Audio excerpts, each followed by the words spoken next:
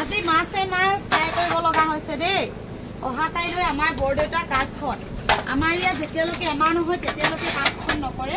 আৰু কাইলৈ একমাহ সম্পূৰ্ণ হ'ব সেইদৰে কাইলৈ কাজখন আয়োজন কৰিছে আৰু এয়া হৈছে কি মাছ আছিলে ৰৌ মাছ ৰৌ মাছ আনিছে আৰু 2 কুইণ্টেল 80 কেজি আৰু এতিয়া মাছ ফ্ৰাই কৰি দিব লগা হৈছে আৰু বহুত সময় হৈ গ'ল যিসকলে কাটিব তেওঁলোকে ঘৰলৈ গ'লগে আৰু এতিয়া ফ্ৰাই কৰা মানুহখিনি আছো ময়ো হেল্পাৰ আৰু এতিয়া এয়া মাছখিনি সানি আছো মানে হালধি লগোৱা হৈ আছে তেল গৰম হ'লে চাগে তেল পেক কৰি দিছো তাৰপিছত মই কেপচিকাম পান ঢালি দিওঁ আৰু এইটো আমাৰ ককাই দেই আমি দেখিবলৈ একে হয়নে নহয় ক'ব এইটো বাপেকে আমাৰ বাপেকে ককাই ভাই আমি ককায়েক আৰু ভনীয়েক দেখিবলৈ একে হয়নে নহয়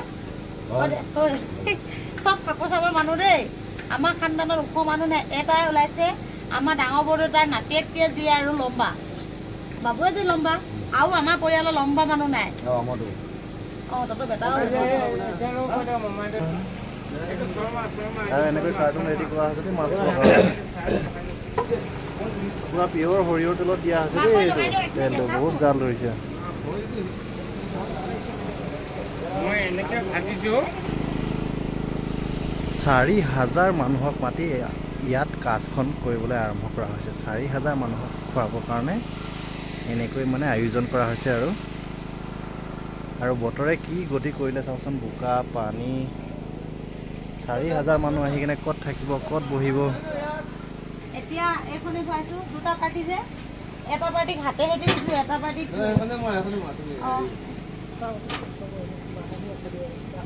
বাহ হৈ আনে ক'লে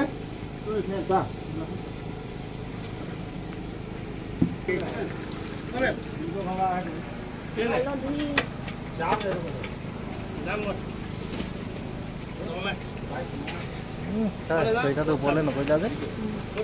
চৈতাতে নিমখ দি লৈছে আৰু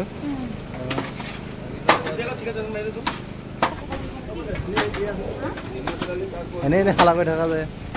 কথাখিনি ক'বলৈ ইমান টান পোৱা নেকি কিবা কৈ দিয়া আকৌ বেছি দেখা বেছি কৰা